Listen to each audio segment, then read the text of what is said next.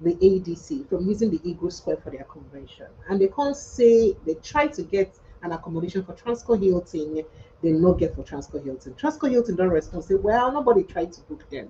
A lot of back and forth they happen. But we know, say, for inside APC, they unlikely since this APC administration, say opposition parties go they denied spaces for the things and what APC they will do. But that's not even it. The cocoa of the matter I say, for no reasons, we no consign anybody and we nothing happen. President Donald Trump yesterday insert Nigeria name for inside waiting in talk saying a fake news when they respond to the news where be say CNN carry. We get to do with waiting they happen for Iran. When they talk say the US government don't bow to Iran, meaning say Iran don't automatically win the war over US, and US don't succumb to their pressure. So you, for no reason, Donald Trump puts Nigeria name inside. And then he reached today. Next thing, he bring out travel advisory for Nigerians. And I see the travel advisory for American citizens living in Nigeria, including embassy staff.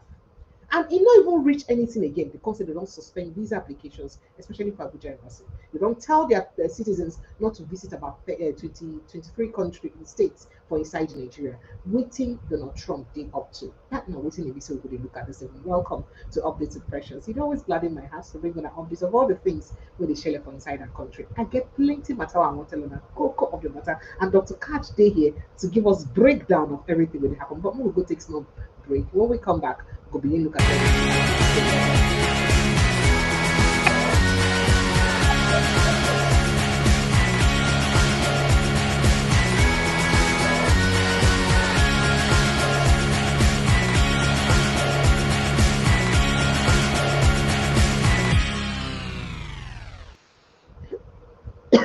Welcome to Updated Precious. Thank you so much for joining us. And it always sweet my belly to bring on an update of all the things really happen for inside Nigeria. So, you don't know that the United States government, under the administration of Donald Trump, find way, use put Nigeria name for inside matter we don't supposed consign us as if it take happen. This one don't cause a lot of wahala. People don't be talk say, excuse me, what is going on here? How Nigeria take come inside this matter and waiting consign waiting they go on way and the hospital matter for this our name for inside this matter. But I see that one not even day enough. The next day, President Trump come talk say, you know what, Nigerians or US citizens living in Nigeria, please be careful about 23 countries inside Nigeria. Not gonna not travel go this place, not gonna not travel go this place, not gonna not do this one, not gonna not do this one. People come say, So to the extent that our own Nigerian government gets to respond to the American government on those things and say, the waiting if you say a Nigerian American government they undermine the fight so they fight as it gets to do with terrorism. It can't be like say, they put in so much effort to fight terrorism, but Nigerian government, the US government, no, they consider the fight that they put in for terrorism and they make them look like say their country know they safe. But the actual question is say, Nigeria, they safe enough for people to stay. Those 23 states where they say they mention for inside their reports, is they worthy of mention or the US just exaggerate? I just give the dog a bad name because you want this not the secular what they said. Nigeria on April 8th, 2023, the Department of State authorized non-emergency US government employees and US government employee families to leave US Embassy Abuja due to the deteriorating security situation. They call it deteriorating. Now they say the overall travel advisory for Nigeria is level 3. Reconsider travel. Some specific routes are at level 4. Do not travel at all. And most of those routes really at level 4. Now some states really for inside northern Nigeria, including Plateau State and other states, and of course Borno State fully. And then it never even reached far when you visit and release this reports them. Next thing we hear and say, you know what? They don't talk, say they don't close embassy functions for inside Abuja. That is to say that anybody will get visa processing, anything we get to do with visa matter for Abuja, for right now, then don't close. For now, Lagos still be function. But for how long will it function? The most important thing on the cocoa of the matter and say, waiting the US get up their sleeves. Some people don't they talk say, since it be like say Iran don't get their way for inside the war, or Iran don't conquer US as it were for inside the war, US won't find the next soft target when they go unleash their pressure on. That now waiting the BC people they talk about.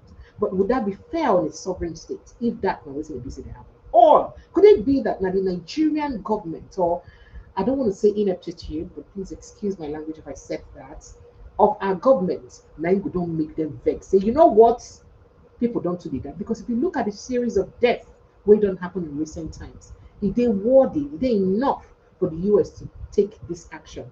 But others go talk, say, excuse me, first of all, if US don't take this action, who go take the action? Because all this while wey people don't they die, wetin Nigerian government don't do to protect the lives of people wey dey die. The other day, Oga Boyonanga called them, say them be troublemakers. He actually did not refer to them as terrorists. Perhaps he did not want to offend them by referring to them as terrorists. In a country where it be say, would they pamper terrorists or would they fear to call them who them be? How we go fit make headway in fighting their menace, in fighting wetin e be say they represent.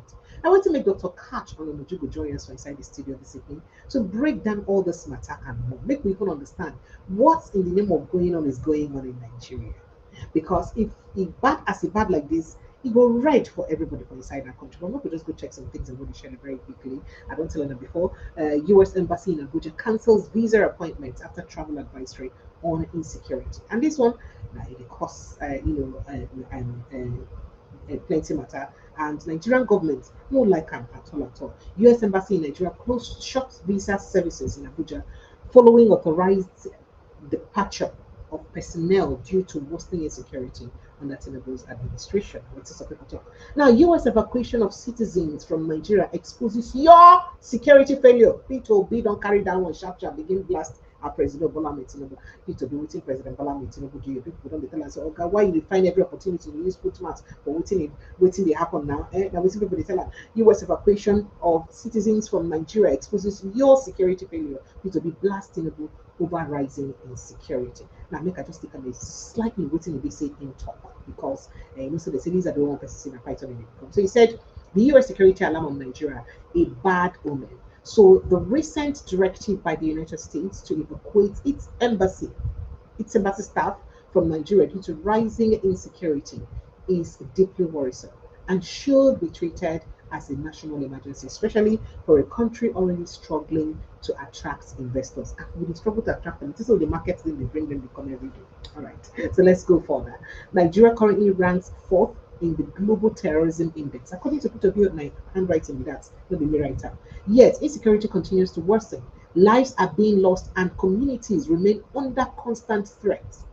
There is glaring absence of effective governance. Instead, while what prevails are schemes, chai, that is wayo, mago mago, schemes that undermine democratic processes, as though politics has taken precedence over safety of citizens. Now, the US directive is a clear signal of declining confidence in a regional security architecture. That's what Peter B. right now. Disturbingly, reports indicate the loss of yet another army brigadier general to terrorists in Borno earlier today. A reaction or a nation where people cannot live, work, worship, or travel safely cannot progress or attract investment. The primary duty of any government is the protection of lives and property, Peter B. wrote.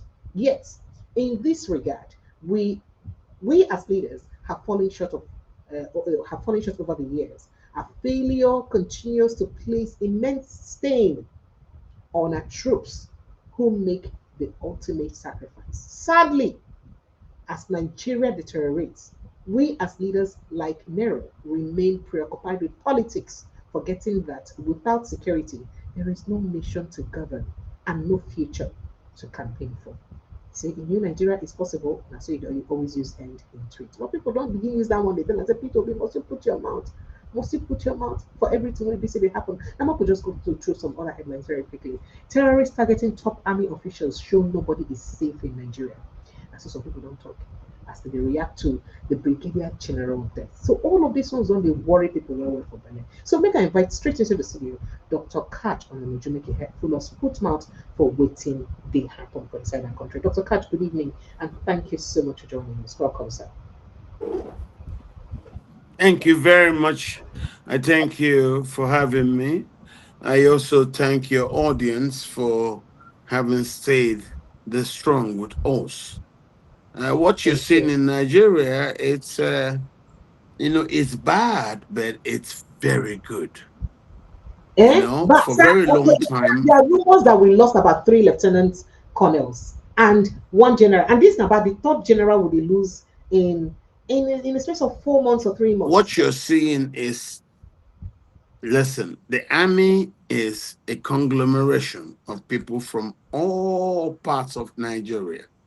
Mhm. It mirrors our diversity. They are now being squeezed, being killed by the actions of those who agree with what the jihadists are doing, and also some Fulani officers.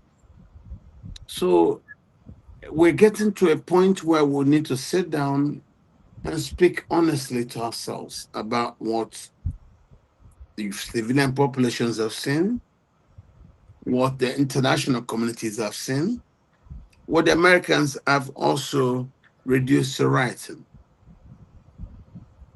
We also know that a lot of our service generals are very afraid to openly challenge the Fulani in Why? their war. Now, some of them are being blackmailed with rhetorics about profiling. There's a Fulani war. Let's not pretend. There is a Fulani war across West Africa. That war has come to Nigeria. But due to the preponderance of cowardice on the sides of a lot of our countrymen, people are afraid to ask the right questions. It's the Americans that came in, despite the Fulanis agonized denials, the Americans put their boots on the ground. The Fulani war across the Sahel and its betting in Nigeria is a reality. But our people want to shy away and pretentiously behave like they don't care. Nigeria is dead, if not that the Americans put boots on the ground. Nigeria will have been finished. The inability of the indigenous people to think together is what undermines them and imperils the country. But I have no doubts things will start to get well. There are people who actually want to fight. You see, Nigeria as a British construct has failed. It's an experiment at nationhood that failed. Nigeria refused to attain nationhood because one, the Fulanis refused to allow equality between them and the other people. So, sir, when It you dey did. talk about this thing constantly, Fulani, Fulani, you go people they look and like say you dey deliberately push Well, out. I'm just trying to speak They the think truth. they think When that you the speak the Fulani truth, it has nothing to do. I am telling you what raw it is, what the problem is. Don't forget those who don't understand. They speak in abstract. The problem is the British left, but the Fulanese who were employed by the British to help them supervise over the Hausa Bokwe states and report back to the British in what we regarded in history as indirect rule. They stayed even when the British left the country. So, in principle, the South was allowed independence to have locals from the South rule the South. But the North had a hybrid system where in the Kwarafa areas and then the areas after the Kwarafa stretching to TV land, to Nasarawa, even up to places like Igbira parts, but the Igbiras were kind of semi autonomous. I don't know why they lost it. The Galahad, the Atta, who hadn't been expelled from Onitsha province in 1924, became part of Kaba province. But then the rest of the North, The Hausa Bokwe areas remain under the care of the Fulani. So, in principle, the Hausas remain colonized, and that's why no Hausa man till date is emir in the Hausa states. Of remember as Kasina, Daura, Zampara, Ranu, Kano, Zazau, and Gober, seven. That's seven. Gober one, Zazau two, Biram two, three, Ranu four, Kanu three, Kasina, and of course you have Daura. So I think you need to be honest about our problem, not pretentiously just speak general terms. It's not, it's about the British left. We are now a democracy. It's a numbers based game. The Fulanis don't have the number. That's why in 8 years of Buhari's tenure, they could not dominate the country as they sought with their jihadist militias. There was no farmers' headers issue. Those were just rhetorics used to distract the Nigerian population. So I understand this. When I speak in plain terms, I don't want to sweet tongue it by no, no, no. Call it what it is. Nigeria does have a Fulani problem. And because the Fulanis don't have the numbers to sustain their positions of, advantages in a democracy, you're having these problems now. The idea of trying to get people from all over the sub-region and wherever they are into Nigeria is not sustainable. One, you need land for them. Two, Nigerians, like other Africans, are emotionally attached to land. That's why those who have come in from Mali, Burkina Faso, Central African Republic cannot gain land. And that's the reason for the ethnic cleansing program by the Fulani militias of Tabital Pulaku, Gandokoi, Mieti Allah Makaban, and then Mieti Allah Katohori, led by Bello Abdullahi Bodejo. So we have to continuously stress the truth so that those who don't know, there are people being employed by government to come and do denials. I've met some of them on television stations. They don't even know the fundamental, root cause of the crisis. They just come, they just want to deny. They say that no killing, nothing is going on, people are lying. It's not so. There are reasons why we had this problem. And the only way to resolve it is to tell ourselves the truth. And then we can sit down and sort it. See, when America came, the Nigerian government went into denial. The Americans ignored them and stamped boots on the ground by force. So now we agree. The problem is this. How do we resolve this? All You're right. not going to be allowed a Going seat on back the to this, table if you deny. before we get Yes. to more of this issue about the Fulani, whether or not that he wants involved in this, first of all, let's look at Trump's tweet yesterday. So all of us there was asleep jejely the other day, and now we see the tweets by President Donald Trump. We can cause a lot of trouble as if it's involve Nigeria. So he did tweet about reacting to a statement. He said the alleged statement put out by CNN World News is a fraud, as CNN well knows that this false statement was linked to a fake news site, and he put in brackets from Nigeria. And say, people can almost swear that Donald Trump handles his social media himself because he did it consistent with the way he used to in writing. So people thought that he deliberately mentioned Nigeria in the statement. Not once, but about twice in his entire reaction. And people don't they talk. So then we woke up and looking at this because I had to do a research on the page where BC first post that statement where I think Donald Trump carried. This is not the first report. This report was made by Press TV. It said Supreme National Security Council Iran achieved historic victory by forcing criminal US to accept its 10-point plan. US has accepted Iran's control over Strait of Hormuz, enrichment rights, removal of all sanctions. See, US not accept all those ones. I'm coming to it, sir. And then an official from Iran also confirmed that in this tweet, where he said that statement on behalf of the Supreme National Security Council of the Islamic Republic of Iran, corroborating exactly what happened. That the US has agreed to their 10-point proposals and all of those. And if I, mean, I had to check through the bio of the page where BCFS first post down. This news press, Gong Gong, it's not domiciled in Nigeria. So what's going to make Donald Trump go just come from nowhere, say, na Nigeria?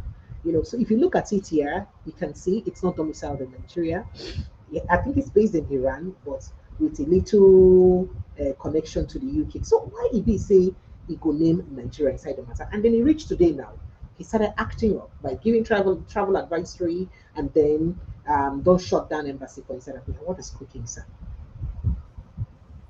I'm surprised you worried about a country making announcements to warn its people and also speaking up about its fears. There's nothing wrong with that.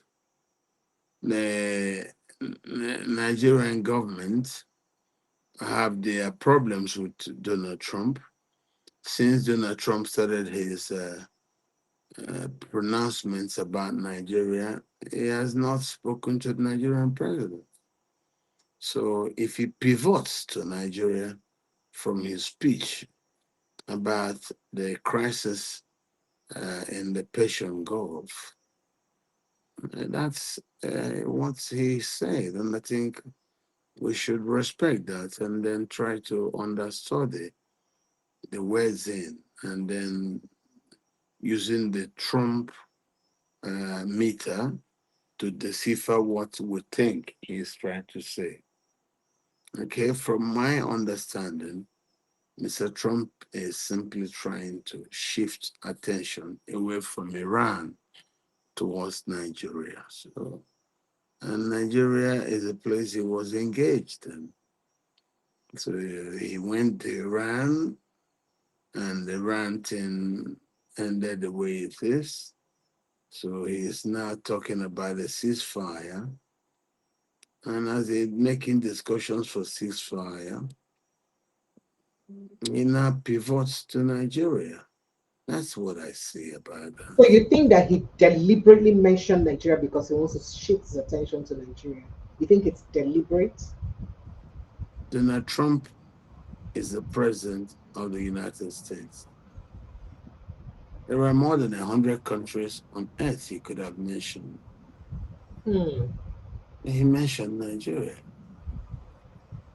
So he's not just But, calling but it. the Nigerian government has responded to that US advisory. They say, say they don't counter them, citing insecurity, that they cited that insecurity, in many parts of Nigeria, however, but that the US is undermining the efforts that the government is making in fighting this insecurity. And they encourage, in fact, they talk and say, we encourage our international partners to continuously engage with Nigerian authorities to obtain a more comprehensive and current understanding of the situation on the ground. That's what they talk. That is, it be like saying US act without understanding very well what they happen for Nigeria. That they have to.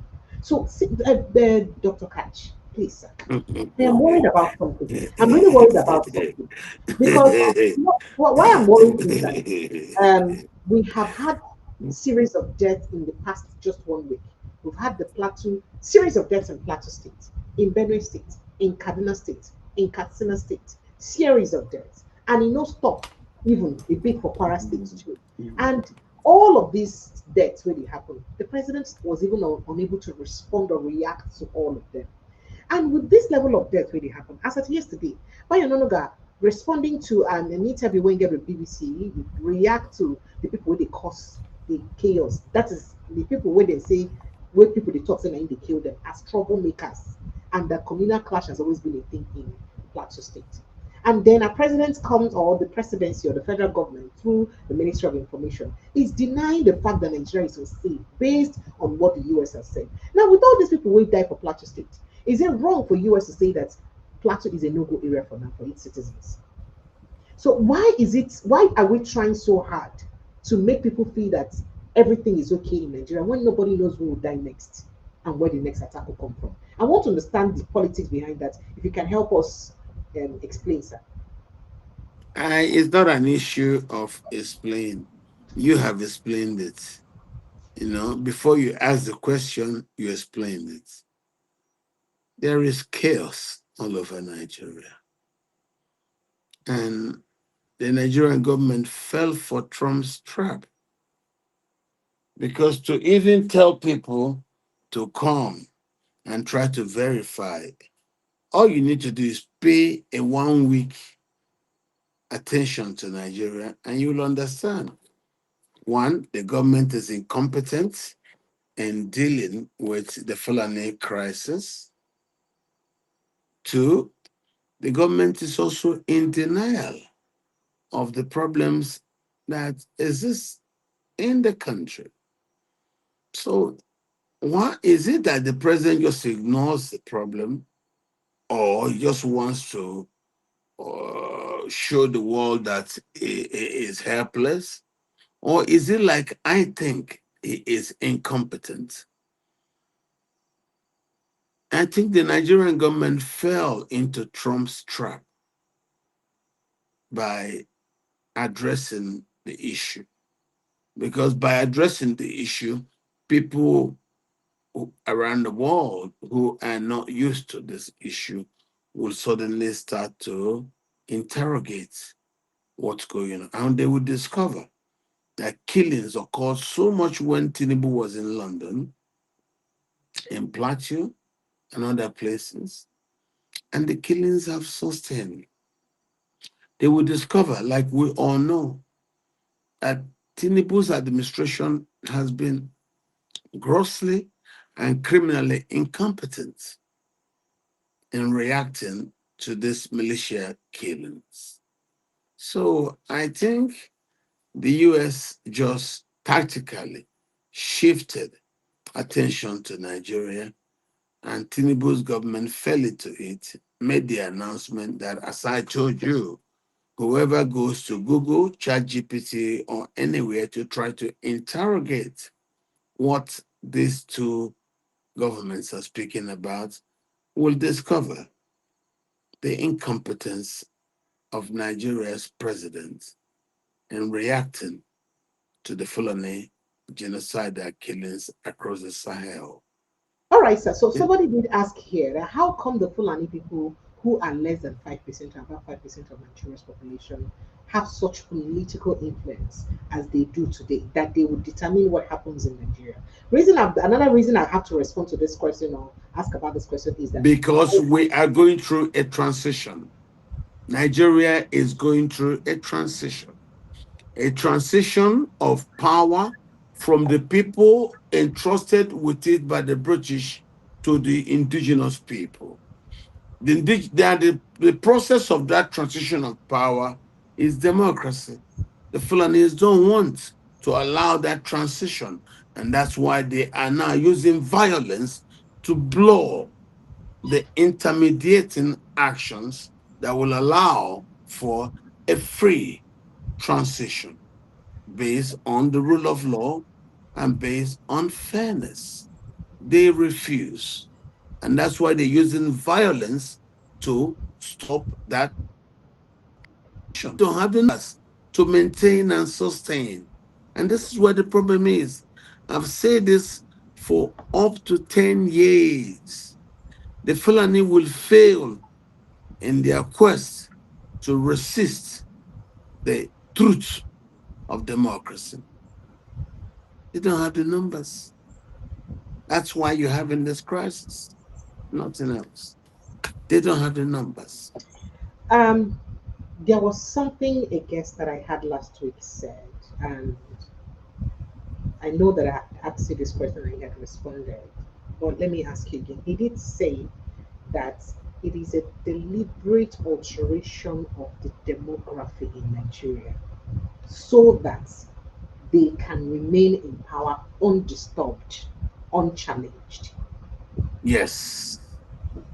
You How see, how is that possible? Nigeria is the only place, if you check along the line of equator, you know, and that's why I kept telling you the cascade of those three coups, Buhari's coup, Babangida, and Abacha. They try to use that to make decrees to favor the Muslim areas.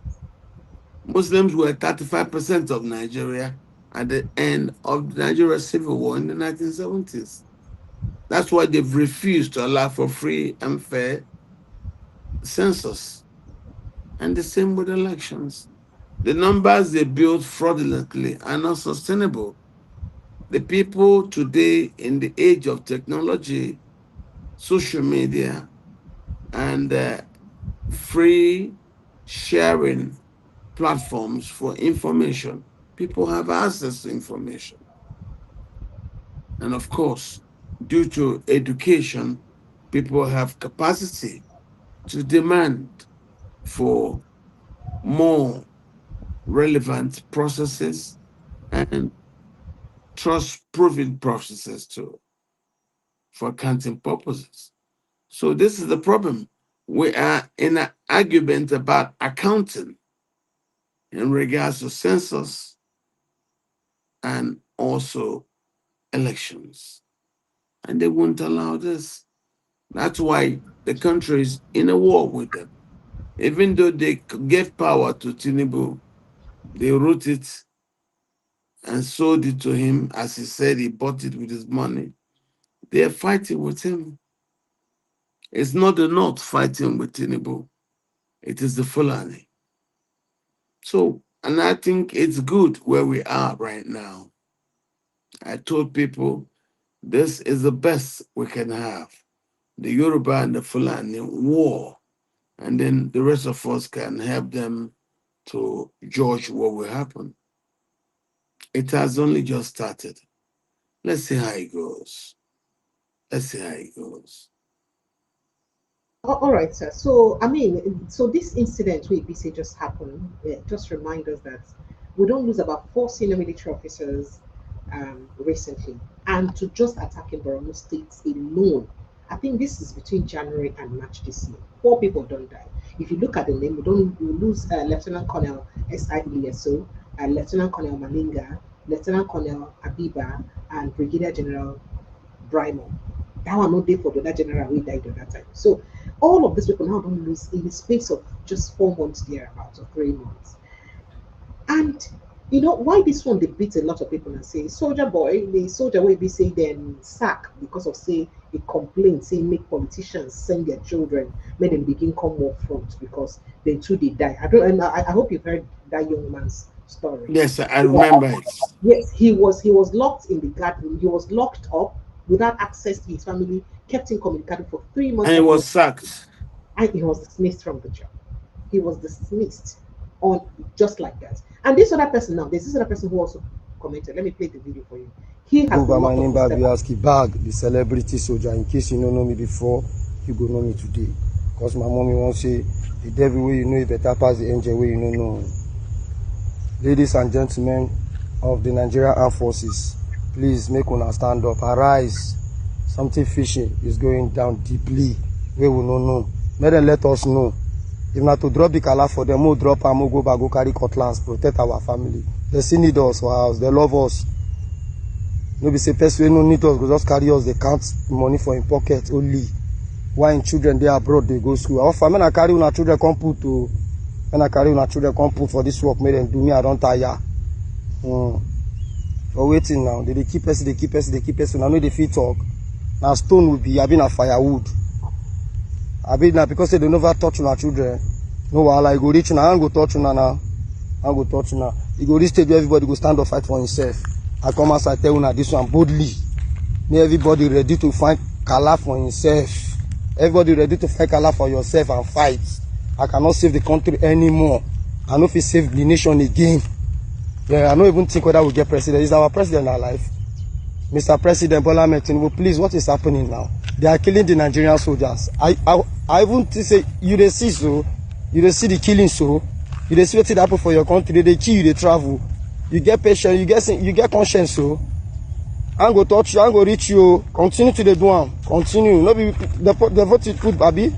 No wahala, continue, we are good. Men mount.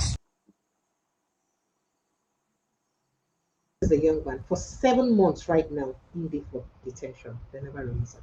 7 months. So why is it that anybody will talk against or will complain about these killings, they hold them like they are gagging them to keep quiet? But the death is not stopping. Soldier Boy came out to say that they buy their uniforms, they buy their shoes, and I hear say, according to sources, saying that top military officers they actually sell these shoes and uniforms. Now then get the gig to sell these things. And you pay these soldiers at the war front just 100 and something thousand, 107,000, 109,000 naira. What is really going on in Nigeria? So how people go demotivated to the fight for their country? And then when you talk, they lock you up like this. What did they happen, sir? Because this cannot be all Tinubu's making now. Not be Tinubu they army now. What did they happen? The country is gripped by a cabal whose use of corruption to make all money they see. They don't care about the institutions.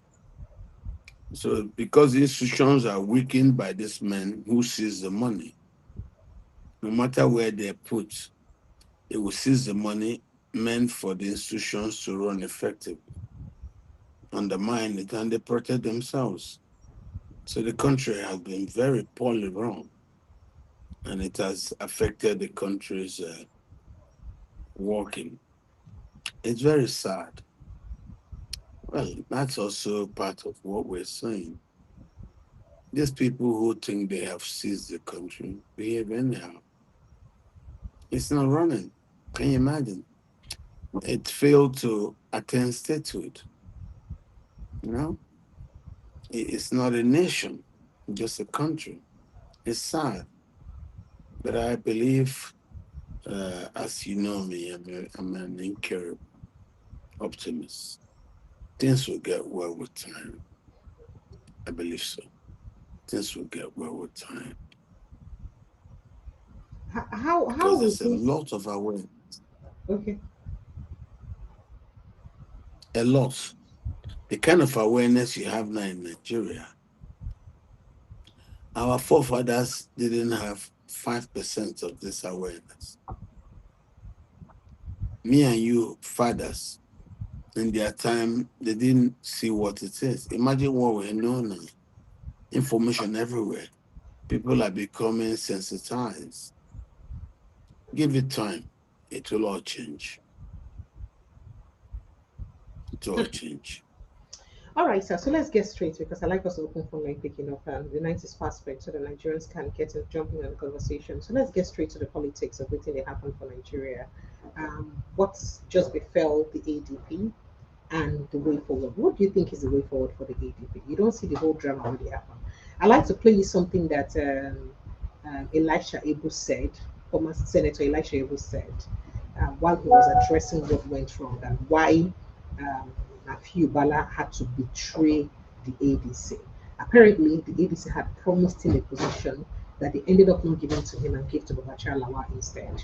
And that's what his pain is, and that's why he had to betray the party. Do you think this is the end of opposition in Nigeria, first of all, before we go to those videos?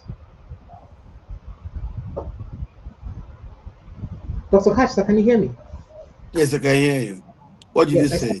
I said, do you think this is the end of opposition in Nigeria? What's going on with No, you? no, no, no, no. Nigeria is a very diverse society. There cannot be end of opposition. Look, presidents can try to grip so much power as to silence everybody. It's not the first time we saw Abacha do it. It failed. So Tinubu doesn't have the skills to actually get everybody subsumed. No, it doesn't work that way. So you know why people are saying this because people say that the typical politics of Tinubu is that he likes to have controlled opposition. I'm just advising you, Opposition that he stop. be able to control by himself. Stop And wasting your other time people there. cannot control them. Tinubu, nobody can run Nigeria into a one-party state. Don't even go that side. It will never work.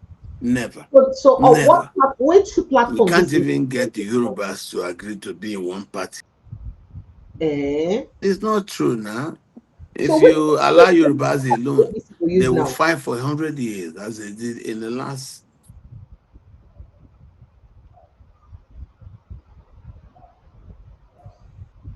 As that to for as much as these people are saying, I don't think so. I don't believe so. It will fail any day, anytime, any place.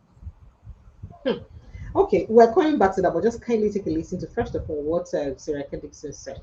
Leadership is not Okay? about doing whatever you can do. Leadership is about restraint in the exercise of power for the public good. Even if something is not to your benefit, you do it and you encourage it to the benefit of the public, and particularly to protect our constitutional democracy. There can be no democracy without opposition. A threat to an opposition party, one opposition party, is a threat to all opposition parties. We stand united and together to defend Nigeria's multi-party democracy. All right, he went on and on and on with that. So first, do you think that opposition, in fact, democracy is threatened under Tinubu's administration? And I'd like to take a reaction on what Sarah Dixon said. I want you to I want you to understand democracy may be currently challenged in Nigeria. Democracy will not die in Nigeria. Tinubu doesn't have what it takes to kill democracy. But he said he made But Lagos. He made Lagos. That no, anybody no, enjoying no. Lagos today is enjoying He what he didn't has. make Lagos. I knew Lagos as a young boy when Mobolaje Bankantoni was governor of Lagos. That's nowhere else. But by the time the only person who I could say created Lagos by growing it was Jack Conde, infrastructure So why do we wise. credit modern Lagos to Tinubu? Because everybody they credit the modern That's Lagos. just the I truth. mean, your brother Kubana Chief Priest just come out and say Huh? anybody Kubana Chief Priest, your brother just come out now and say anybody where they live for Lagos now, the person supposed to give in life as the all credit Tinubu because I mean, Tinubu. Lagosian. I lived in Lagos for years. I got married in Lagos, had all my children in Lagos. I'm a Lagosian. So I understand it. And Lagos is a place Nigeria poured its heart. Nigeria was like a virgin in Lagos, trusted everything it had in Lagos, all the money from the oil, the boom, under Gowan, to spend them in Lagos. Lagos is for all of us. So nobody will just claim it belongs to himself. You know what Jack Conde said? Native Jack Conde, he said Lagos is a no man's land. Yeah, you have their woolies there, the Abidjan, you have us. We have the Canaries who came as the British came and they started the West African Frontier Force. They were boys given to the British from the Shehu of Baroni. Lagos is beautiful, just like the rest of the country. Everywhere is good. Look at Abuja. 40 years ago, Bush created the federal capital. People came from everywhere. We built it. It's a Nigerian city. It's the same. Never mind the mad people who make bigotry statements to think others don't belong. All Nigerians are same. We're brothers. We belong. We belong. Okay, so you do not agree that. But then going back to what's going on with the ADP, here's what the nephew Bala said during his. As I address today, I argue I need to place my name on the portal are required by the status quo antebellum order of the Court of Appeal. This is not just a personal request, it is a plea for the justice, accountability, and adhere to the rules of law, the order and stability within the ADC will rise above the tyranny. Furthermore, deliberately manipulating of signature demonstrated a calculated attempt to legitimate and otherwise unlawful transfer of power which witnesses state urgent scrutiny and accountability. It is imperative for the I don't know whether you understand exactly what he read there, sir. Do you understand what he was Yes, saying? I do. Okay. Maybe you help us interpret because a lot of us were struggling to really understand what he was reading. Let me tell you. What you see with Nafi Balagumbe is just rhetorics. There are people playing drums for him. When you see somebody dance like this, there are drummers just beside. They may be invisible, but there are drummers. A drum beats that he hears. It's all about democracy. If the president doesn't want this to happen, it will stop. But this Hmm. is his strategy. He does not want a contestant or a platform that will challenge him. He tries to delete a contestant, the challenger rather, or even a platform before the contest. This is his strategy. So I think we will watch it and see how we go with it. It might even be, the ball we use.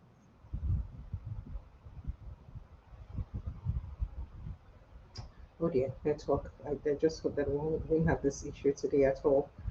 I don't know if you're there, Dr. Kat, but if you are not there and if you can't hear me, let me go straight to play that video by um, Elisha Abo, where he tries to narrate exactly what the problem is with the ADC. Matter started, they said, of course, we will help you to fight the ADC for us. But the genesis of the problem was the position of National Vice Chairman Northeast that was promised Nafiu Bala, and later Biji Lawal took over. You are distracting me. What do you want? The volume is not working? Okay. So, the issue is simple. When you have an agreement, that agreement will have been adhered. And if the agreement will not be held, what you need to do is to simply appeal to the young man. Say, please, for reason A, B, C, and D, let us give another thing. Not telling him that he is not fit on account of his own age to become the national vice chairman. That was the genesis of the problem. Today, we went to court, and before the judgment was given, INEC, acting under the instruction of the APC-led government, systematically delisted ADC. This is delistment. Because when you say we have removed your leadership, we have ceased receiving communication from you, that means the party is registered, which shall not happen in the world we are living in today. And I call on INEC, you are not a branch of APC. You shall be an unbiased electoral umpire that shall conduct free and fair election. And I'll come on Amupitan. I listened to your interview on Arise TV, and I was disappointed, sir. You are a professor, you are senior advocate of Nigeria, and you are blabbing. Nigerians are disappointed in you. Don't be worse than Morris. You will become, you don't go into the hall of shame. As the very man, as ASO, you are a Christian. Don't become ASO, who sold his birthright for a pot of porridge. You are selling Nigeria for a pot of porridge. Do the right thing. Let the APC go and campaign, and ADC go and campaign. Let Nigerian citizens decide who will rule the country, not INEC trying to strangulate people. But like I said, the crisis in ADC was self-inflicted. If the position was given to Nafi Bala, he won't be where he is today. If BD Lawal could have spoken to him the way a human being should be spoken to, he could not be where he is today. But he was spoken to in an undignified manner, just like chasing him out, get out of here. And he said, I should get out of your sight. I said, okay, we will meet in the court. And they went to court. Now, we also have, I call first of all on Nafi Bala, don't be a villain. Be a hero. Withdraw your matter in court. No matter what they gave you, we have records. We are also Nigerians. We have our own source where I get information. Go and remove that matter in the court and be a hero of democracy. I'm calling on President Tinubu. You fought for democracy. You are a member of the NADECO. You fought military regime. You are not afraid of the nozzle of the guns. You are not afraid of being killed in battle, political battle. You stood firm and fought for democracy. Sir, don't kill the democracy you fought for. Stop arresting opposition politicians, because all your life you have been the opposition. Stop arresting opposition. Stop putting them on Trump up charge and be locking them up. It's not good for your history. Thank you, sir. Adamawa State are having a serious political upheaval. Today, as you are all aware, we have two state chairmen in Adamawa State of ADC. We have two chairmen in each local government. We have two chairmen in each ward. We have two registration chairmen in each ward. We have two secretaries in each ward. We have a parallel ESCO. I expected the leaders of our party, like the former Vice President, His Excellency Atiku Abubakar, and our brother, BD Lawan, who is actually the cause of the confusion in Adamawa State, to do the right thing for the purpose of having a formidable opposition in Adamawa State. Let me give you the genesis of the crisis briefly. The crisis started when BD Lawal wanted to remove Shehu Yohana as the acting chairman of ADC in Adamawa State. And he went ahead to install a transition committee, which was given to Barrister Honorable Sadiq Ibrahim Asin from Fofore to become the transition committee chairman. In the meeting, there was a vote of 5-6 people. Out of 45 members of the transition committee, 45 members of the transition committee, former president, former vice president, former governors, former senators, former House of Reps, former deputy governors, House of Assembly members, former party chairmen, former commissioners, 46 in Adamawa. Out of the 46, only 6 people were called for a meeting. Waya Sadiq Asin was elected by 6 out of 46 people to be the chairman of the transition committee. And during that sitting, Binyani objected. She said, we have over 40 people in the transition committee. Why are only 6 doing election for the 46? And she rejected the outcome of that election. And she said she will not recognize Sadiq Dasin as her chairman. And she said vividly that Sadiq Dasin will not give me justice. And I want where I will have justice. Bring anybody I will support. Of course, I went against her, like all of us went against her. And when Sadiq Dasin became the chairman of the transition committee of the ADC, I expected him to use his energy to unite the party. That's what leaders do. But what did he do? He went ahead to say that he don't want to see any of Binani's supporter in ADC. and quote me. Governor Bindo was in that meeting. Abdulaziz Nyago was in that meeting. Amasero Marana was in that meeting. Daniel Bala was in that meeting. And others were in that meeting when they said that they don't want any of Benini's supporter to be in the ADC.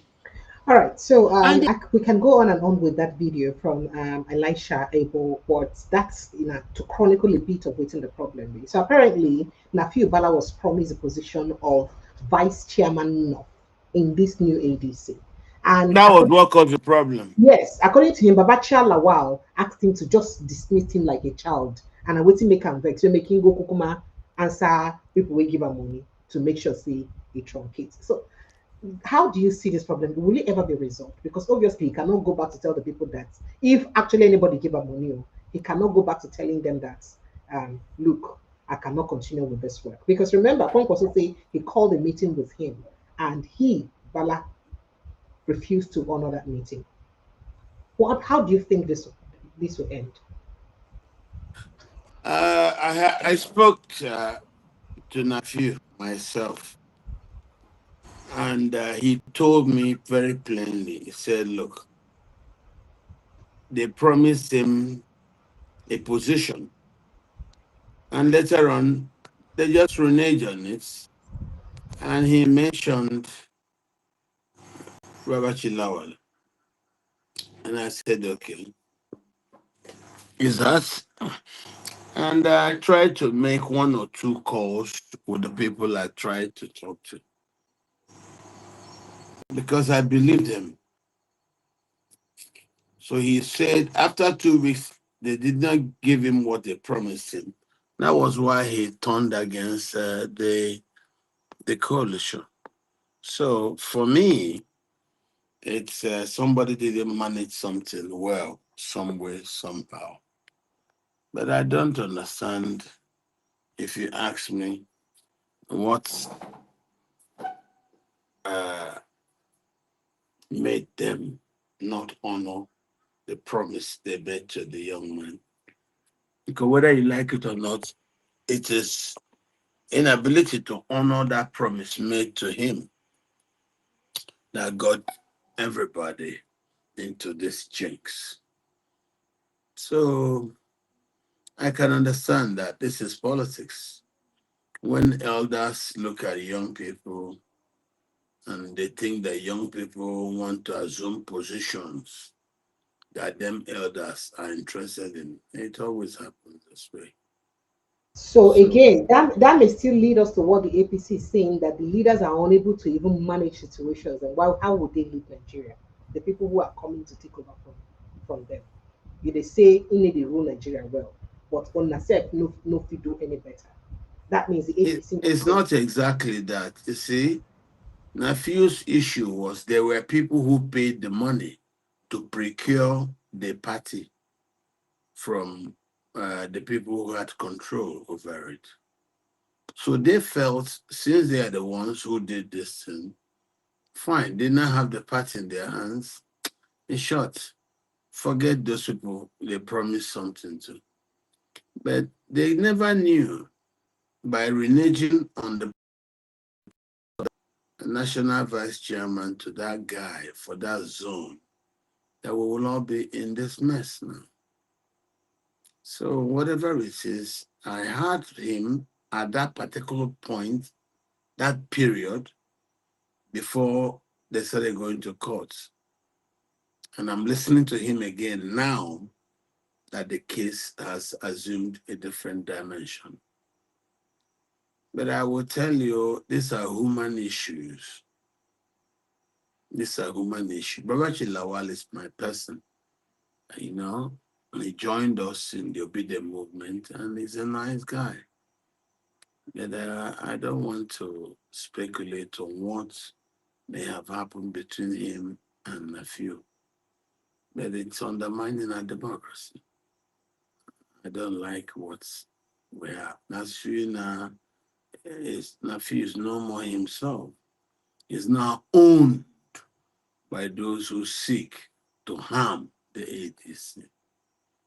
And that's the dangerous part of this whole issue. Okay, That's it. so I mean, people like Dino Mena, Nigerians phone lines are open. Please do quick to jump in on the conversation. I don't want us to take too much time because the day is already fast spent. So 0817 029 4077. That's the number to call. Or you click on the link on the pin post and it will bring you straight into the studio to join the conversation. So people like Dino Mena, you don't come and say they get different options, but they just don't want to let all their options out. Yeah. And Bolaji Abdullahi also said same thing.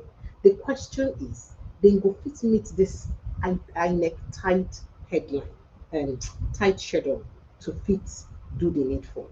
So that means if nothing happens, we may have the only top candidate who will get inside the ballot, Naibola Ahmed Tinubu. What does that mean? What does it mean for Nigerians for the 2027 election? No, I think that I think it's not good for us to think we'll not have an election. I still am optimistic something will happen. We'll have an election. We'll have contestants. We'll have platforms, slugging it out against each other. And nothing is close yet. So let's be calm. People are calculating. People are working. There are two, three other platforms we can use. So let's be calm. Nothing is destroyed. Nothing is damaged. Nothing is bad. Again, we already have APP, we have NDC, all of them So you know that shining. NDC is also a trap on its own. Oh. Remember that we hear say the Sarah Dixon's NDC, which is one of the most, the strongest political party we registered recently. We hear say he actually was registered after a Just court issue. when we get, By the time no, they no, move no, to the court listen, now, the fit bring whenever the oppositions agree on any platform, they will make the best out of it if they want to. It's a human situation. There's nothing you put before humanity that if it puts its calculative strengths together that it doesn't solve. Just the other day we solved COVID. This is small. We'll resolve it. Don't panic. sir. Okay, Nigeria's phone lines are open. Let's bring you in into the studio very, very quickly. Hans, good evening and welcome. Hans, good evening and welcome. Hans, your network is always giving you a problem. So sorry. But let me just bring T.Y. Danjura in. Let's see if we have him. Good evening and welcome. T.Y. Danjuma. Welcome, sir. Can you hear me? We cannot hear you. You're muted. You're muted. Can you unmute yourself? Okay. Good Well, evening. Good evening, Precious. Good evening, Doctor. good evening. How are you, my dear? Good I'm good. evening. I'm good. Thank you. Welcome. Good evening, listeners. Yes, Doctor. Always very apt. I enjoy you. But my worry is that the way things are going, the way we are losing military officers to these ragamuffins, the way they are being killed, their barracks are being um, attacked with impunity. We haven't seen that kind of a thing, and with very sophisticated arms. Apart from the killings that we hear every time, they don't, most of the time, what we hear, just apart from a few occasions when we see the military resisting them, but it looks like they're having their way. So to me, it's looking like governance has totally failed. The president is not there. He's not. You can't see him as the commander in chief. He's not chiefly commanding. And I have a feeling that even with what America has just announced with respect to his embassy in Abuja, I think the signs are ominous. I don't know what you think, but what I see is a near collapse of the state, and that would be unfortunate. What do you think? What I see, there's a collapse of governance, but society has not collapsed because of our diversity, which is our strength. in the villages, in the states, governors have started providing guns. I saw it in my own village. They even gave the head of the vigilante, they have two AK-47s. And the other people have Tavo, the Israeli gun, Tavo. So I think some governors have moved to provide quality munitions to the forest guards. Now that's the beginning. I'm telling you what I saw as I But traveled Dr. home Katch, for sorry, Easter. sir. Let me quickly say something, sir. Remember that the police is already saying that. Well, maybe because it's forest guards, because the police is saying that nobody has the audacity or right to own rifle, and this was in reaction to a man who had been kidnapped twice, who got an AK-47 to protect himself, and the Nigerian police seized it, arrested him, and said he doesn't have the right to own an ammunition, no matter how small. Well, unfortunately, I think the network is hanging. We'll have Dr. Patrick join us. But let me take a call, Laura. Hi, Laura. Good evening and welcome. Hi, Precious. Good evening. Thank I you. was just listening to Dr. Cash about the Rafi Bala, is it Bala, Yes, Rafi Rafi, something? Rafi Bala Gombe. Mm. Yes. Um, what he was saying that they made an agreement with him, they reneged, and then the news I've just seen only this evening that already ADC in Adamawa State are already having issues. They are No, they have been having already. issues before now. The ADC Adamawa State have been having issues before now. Before Okay. this, so it wasn't just there was no much attention to it because of what is going on. I mean, because so the attention was just drawn more because of this recent journal. What they've been having issues, and I've read that a couple of Okay. times here too. Go ahead. The court order says that I suspended any Congress there. So by suspending the Congress there, anybody that was looking to decamp or has already decamped to ADC in that state will look for another place to quickly go to before the May deadline. So little by little, yes, you have a treacherous half party in power who does not want to see any opposition. You yourself, you cannot sit down and advise yourself that this is not the time of personal interest, but the time of country first. Because for instance, I'm sorry to say, are you saying this because both the problem with Bala and Akil Bala Gumbi and the internal problem with the ADC Adamawa State are all linked to Babacha Lawal? Remember that they mentioned him in all of it. Is that the reason you're saying that? I'm saying yes. I'm saying I was going to come to actually because I know they put water for mouth. I want to actually mention the person of Babacha Lawal. Okay. The day they did that announcement of the ADC when they all came together, the very first one last year. There's this video that people keep playing. You see when Peter Obi went to his table, I was talking to him, and he threw face away to one side, and then he threw face away to another side. Like, you where they give money. You see, these people, some of them left government barely 4 years. And it's like without government money, they cannot survive. It's like a supplier that is high on his own dose of crack. So there are a lot of elements in the north who cannot live outside the corridors of power, whether directly by appointment or by handers on to someone who has been appointed so that they can continue to make money. So if you look at it, a lot of them want to hold on to party machinery because in case ADC does not win, Tinubu is a tough guy. DL knows Tinubu now. In case Tinubu is a tough guy and he reads the whole thing, let me make money from either being able to control the person who becomes the whatever of the state, or let me just sell forms. Let me be the person that people will come and block and sort and come and sort me out. So before the election is done, I would have made between 100 and 200 million. These many of these people, they are like leopards, they cannot change. DL is a deeply corrupt. I know he came to join the obedient movement, but that doesn't clean. Anyone cannot lose its spot. Babache Lawal is that person. Why would they renege on the agreement? That thing that Dr. Katch said that, oh, because it's a young person, there is ageism.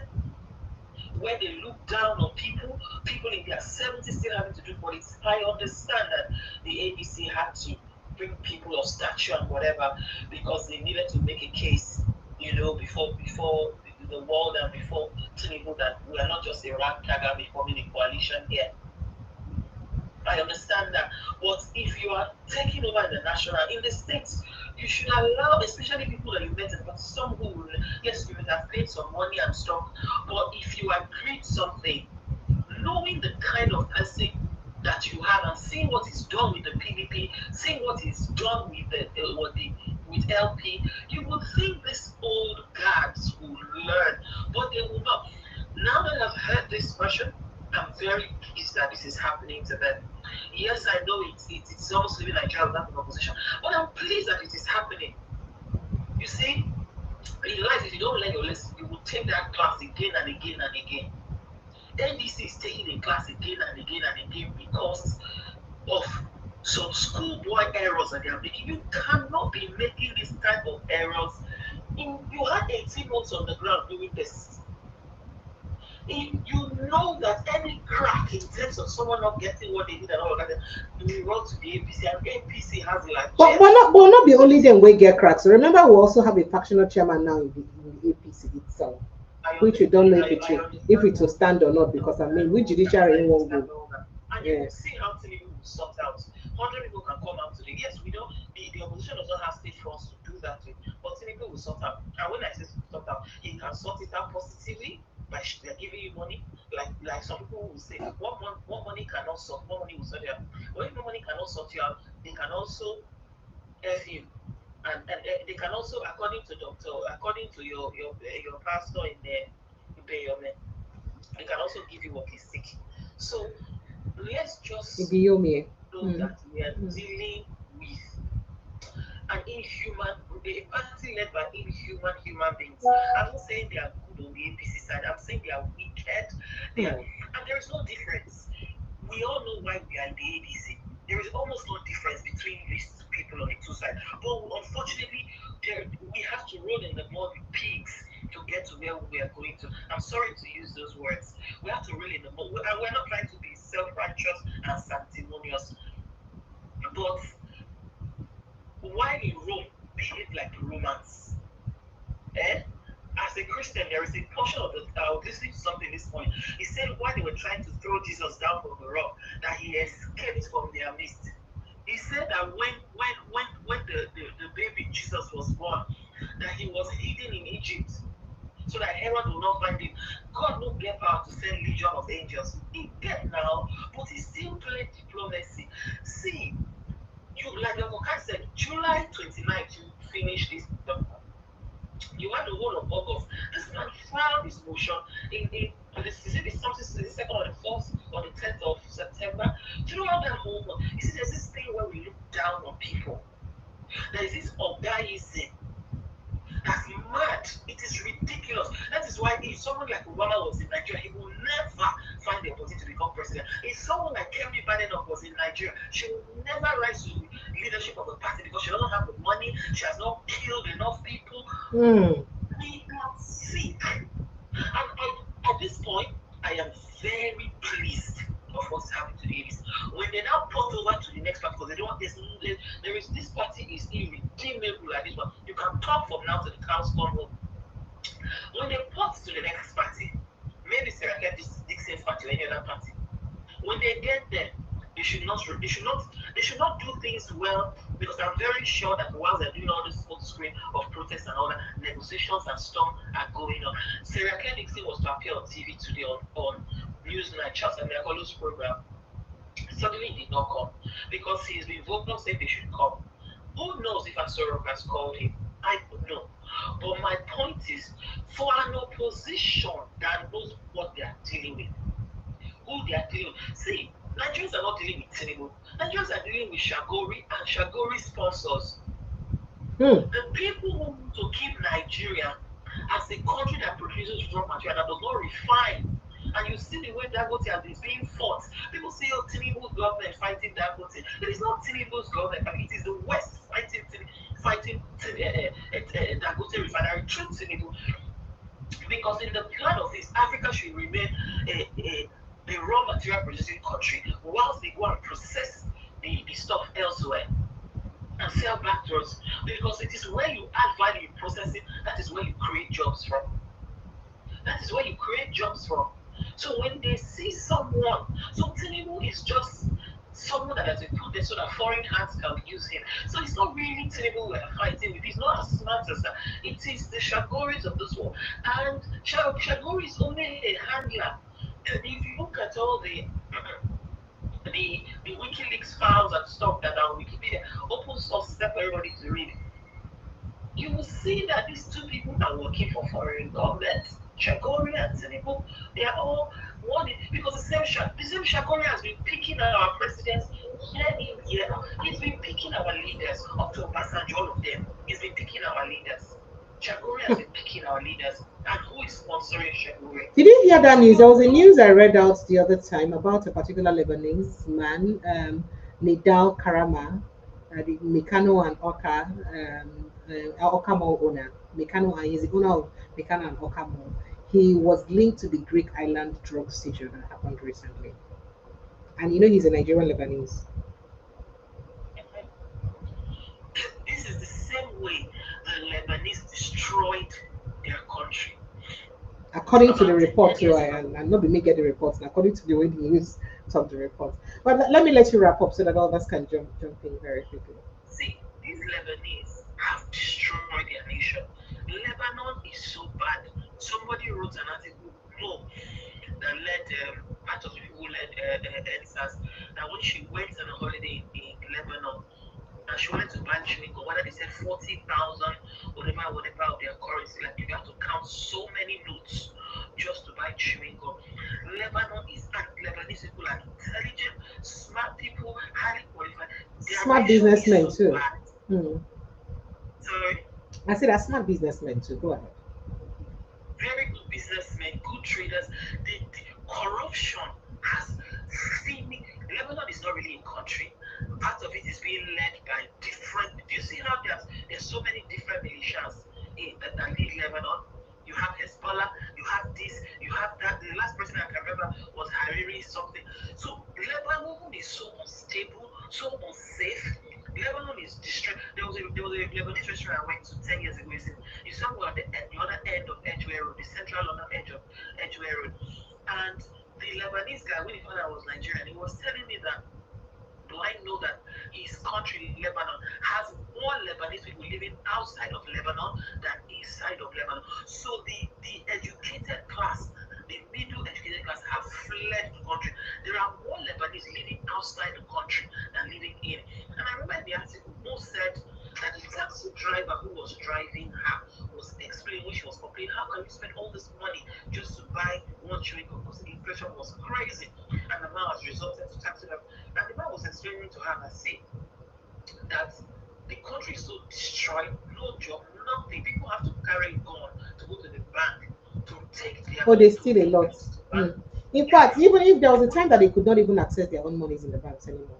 So let me let you wrap up. You couldn't withdraw money. You had to take like a weapon to the bank to put them on gunpoint to collect your own deposit from the bank. Now, these same Lebanese, the corrupt, and I remember something she said that the taxi driver said how him and his siblings are managing is when his father was in power, like not the president, but like an official. The father bought a house in France. That's a flat. That flat is being rented. It is the money, it is a rent from that money that they share. The father is now that they share among all his children to survive. That's the only reason. This is this is the child of a former minister who is now surviving by driving taxis. So all those of you who think whatever, you will not think with Nigeria. But as I end with this, I don't like Babachelawa. Forget that he joined the Peter movement when he left tomorrow. I don't like him. And I'm very glad this is happening to them. If these old men will not change, if they will not learn, they will be punished. And the country will not forgive them for letting the opportunity go. What would they have taken to recognize this man? And I'm glad the useless Elijah Sabo, whatever his name, is coming out with it. They need to understand that they're dealing with a class that has awoken, a middle holding their feet to the fire, Thank they you. will have issues. Thank you, Laura. Thank you. Thank you. Thank you so much, Laura. Let me bring in Dr. Katch very quickly. Dr. Katch, this brings us back. I mean, Babacha Lawa was part of the obedient movement in 2023. And as it stands now, let me say every problem would be dealt with the ADC now, they linked to them. Both the internal issue with within Adamawa State and the national issue within now with the, I mean, not the maybe Kachiko's issue, but the and a few issue is linked to Babachala. What would it have taken these elder statesmen, we say they won't change Nigeria, to curb their greed and to calm down and ensure, say, you chop, I chop, to benefit everybody? What would it have taken them to do that? Because people are taking this back to Baba Lawal's corruption case now. But that's the reason why is this greed that has led to what's going on in the EDC. Do you think so? No, I don't think so. I think you're making a mistake. Go ahead, sir. Don't bring in Babache Lawal. Babache Lawal's case is a small issue. ADC itself has a lot of problems. It's not just the Babache Lawal thing. You're not going to blame Babache Lawal for ADC's not being popular among the voting population. You're not going to blame Babache Lawal for the lack of enthusiasm and So, amongst sir, voters. we're looking at it from the aspect that if I now don't want that is wrong. is That saying is that, very, very that's you're wrong. What you want what you're talking about. but you already told You us are that wrong. Babachi Lawa should never ever be the case. eh, then why is Yes. Masala going to be angry and pointing towards him that Forget the stories they are saying. They have issues. Can I say something? Gombe's issue simply listen, the APC itself has an issue. The way it was procured from this guy. Now you're beginning to see things that didn't go well. You procured it from the guy. You made promises to some people. You didn't keep to it. Why are you calling Babachi Lawal? Babachi Lawal is not the party. This is a full body of men with what they are doing. Please, let's not be discussing individuals for mistakes of a group. I think that's wrong. T.Y. Danjuma, go ahead and say what you want to say before I go straight to. Yes, I agree with Doctor because I actually wanted, to say something concerning that. I think it's the oversimplifying the problem that the ADC Of is course, having which is by wrong. just How can you pointing, yes, simplify which it is wrong. like that way? First of all, the problem is APC, clearly APC. Now, Of course. if you remember, up till this time, before ADC had just two representatives, one in the House of Rep, and that is Leke Abejide, who is, I think, the chairman for excise, customs and excise in the House of Rep. And then you also have somebody in the State House of Assembly in Kogi, two of them in Kogi. And Abejide said, and I saw him say in an interview, that all the negotiations over 18 months that it took for them to get to this particular stage, the chairman, Ralph Musu, was always informing him and telling him what was happening. But that clearly he told him he wasn't interested because he was supporting Ashiwaju. So from day one, you had a mole in ADC who had 100% loyalty to APC, and he was working with APC. So that's one problem. The second problem is, you see, yes, Balagumbe is a young person, born in 1990. They would have made promises to him, but in formation of a political party, the transformation that ADC just went through, there are a lot of issues that will be, there are a lot of tinkering that will come into. There's no party going through this kind of political metamorphosis that will not have issues. Even APC had issues. You know that you mentioned it, that there's a challenge now as to who is the authentic leader of APC. there's a lady who is challenging Natawi. He's been offered some money.